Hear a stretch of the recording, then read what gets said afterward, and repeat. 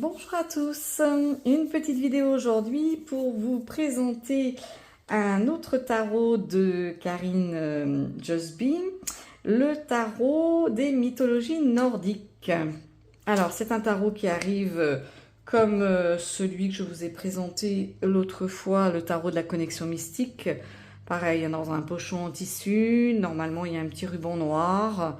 Bon, moi j'ai changé, j'ai mis du doré avec une petite clé parce que j'aime bien customiser un peu mes petits pochons. Alors déjà il arrive très bien protégé, vous avez des petits cartons, vous voyez, dessus, dessous, qui protègent bien les cartes pendant le voyage.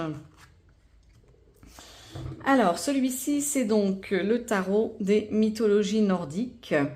Donc c'est un tarot bien sûr en lien avec la mythologie, en lien avec les Vikings, comme on peut le constater sur la première carte de présentation du jeu, où on voit ici ce drakkar, les symboles, et ici l'écriture en futark, qui est l'écriture utilisée pour les runes et qui est également utilisée par les Vikings.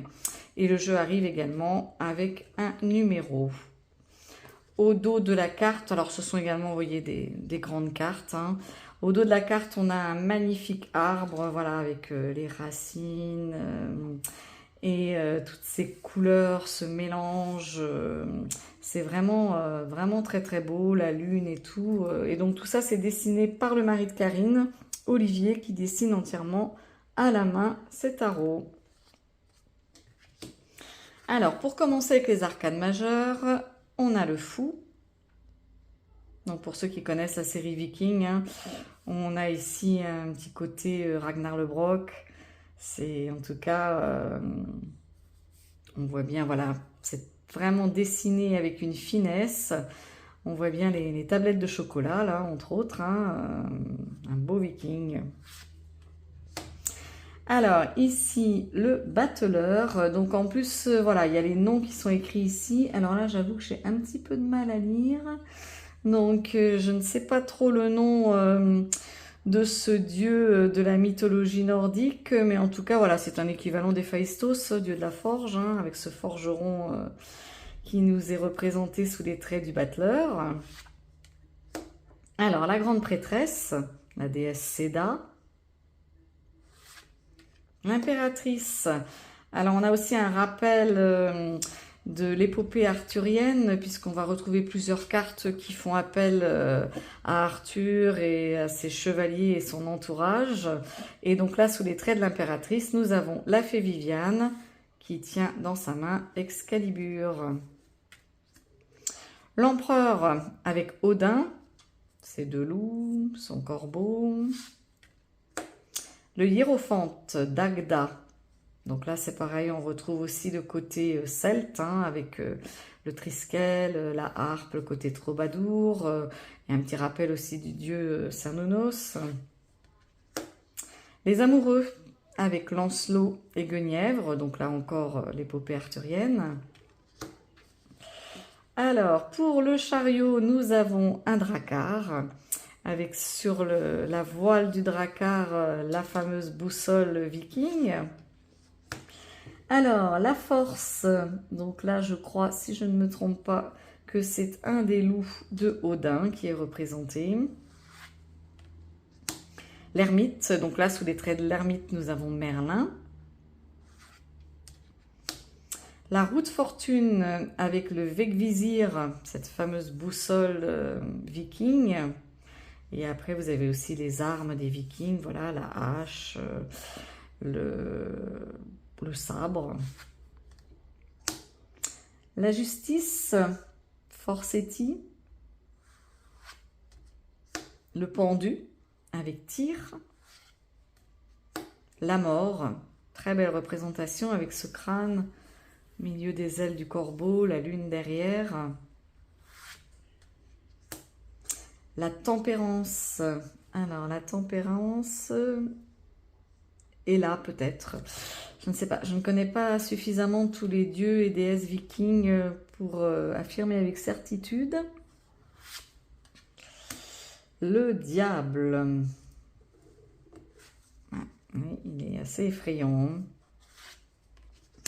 La tour, donc là on retrouve encore l'univers d'Arthur avec Tintagel. L'étoile, avec la fameuse épée Excalibur qui est tenue par la main de la Dame du Lac. Et on a également des écritures en futarque sur Excalibur, avec cette magnifique croix qui apparaît également dans le ciel. La lune, le soleil, le jugement avec Janus, les deux visages, la jeunesse, la vieillesse, et Janus qui est le maître des portes avec sa clé, puisqu'il a ce pouvoir de pouvoir ouvrir toutes les portes. Le monde avec Zeus. Et là, on termine du coup la série des arcanes majeurs. Et on va passer maintenant dans les arcanes mineurs. Et on va retrouver en premier en série la série des deniers. Avec l'as. On aperçoit derrière un temple grec. Et une monnaie également, une pièce de monnaie de cette époque. Le 2 de denier. Avec la déesse Thémis qui jongle avec l'eau et le feu. Le 3, on retrouve encore notre drakkar. Le 4,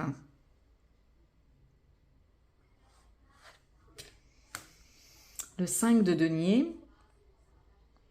Alors on retrouve quand même aussi des rappels du tarot Rider-Smith, hein, avec justement très souvent le 5 de denier, on aperçoit cette église qui est ouverte avec ces pauvres qui passent devant. Le 6 avec la déesse Fortuna. Le 7 de denier. Alors là, on a Héphaïstos pour le coup. Le 8. Mon avis, c'est la Gerta avec sa fille. Pour ceux qui sont fans comme moi de la série Viking. Le 9 de denier, magnifique avec son faucon. Le 10. Le valet de denier, Hélios, hein, donc le roi du soleil, hein, qui tient ce soleil dans ses mains.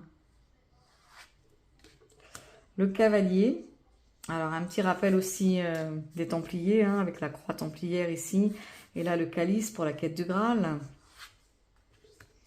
La reine de denier avec Freya, son chat magnifique aussi. Le roi de denier. Ensuite, on passe dans les épées. Alors là, je sais que sur une de ces vidéos, Karine, il y avait son mari qui avait expliqué ce qu'il y avait décrit autour. Donc là, c'est pareil, hein, c'est toute une écriture en futarque. Donc avec l'as d'épée, le 2, le 3 d'épée. On retrouve bien cette notion de tristesse avec cette fillette et les larmes. Le 4, le 5, le 6, le 7, le 8, le 9, avec un peu cette impression de cauchemar là, hein. Le 10, le valet d'épée,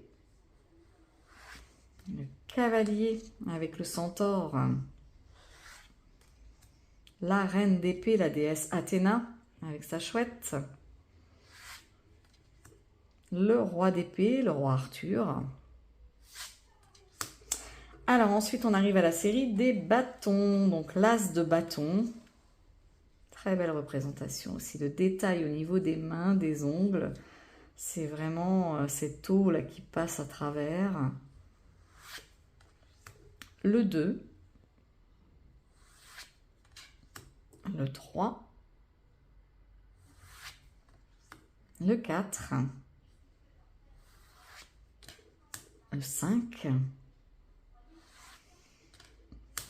le 6, donc là on retrouve Persée avec Pégase, cheval ailé, et là on a la tête de Méduse,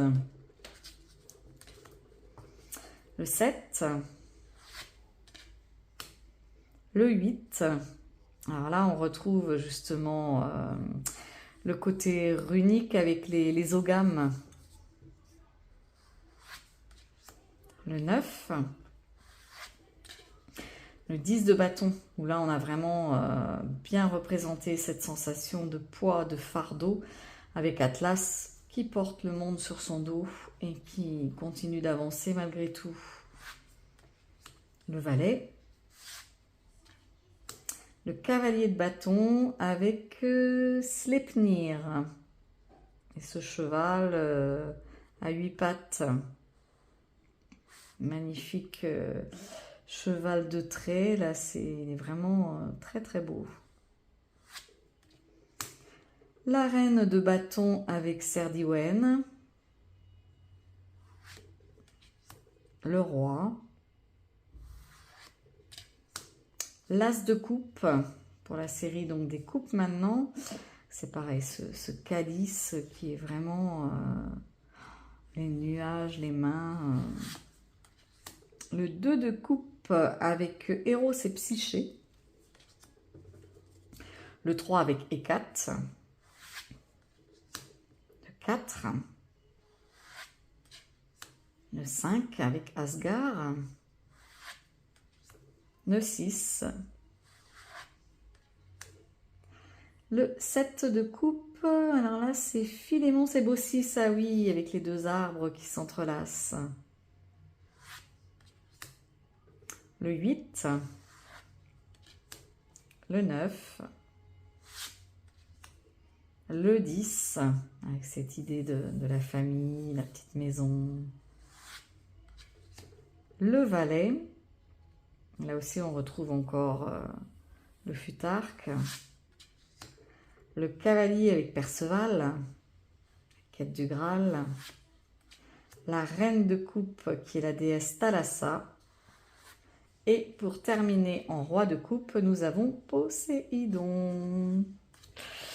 Voilà, et oui, et je ne sais plus, je crois que j'ai oublié de vous dire que celui-ci, il est aussi réalisé avec la même qualité de carte qu'on trouve toujours chez Karine, et en nouveauté, donc ce qu'elle avait fait également sur le tarot de la connexion mystique, cet effet sablé sur les cartes, qu'on retrouve également sur le tarot des mythologies, et ce qui nous permet, vous voyez, quand on mélange, d'entendre les cartes chantées, c'est très très agréable, ça se mélange très très bien, et c'est vraiment joli à entendre. Ah, regardez, en mélangeant, on arrive à tomber sur le 10 de denier, donc plutôt une carte très positive. Et bien voilà, j'espère que cette présentation vous aura plu. Je suis désolée, j'ai un peu la voix éraillée. Et je vous dis en tout cas à très bientôt pour une nouvelle vidéo. Je vous fais de gros bisous. Ciao, ciao!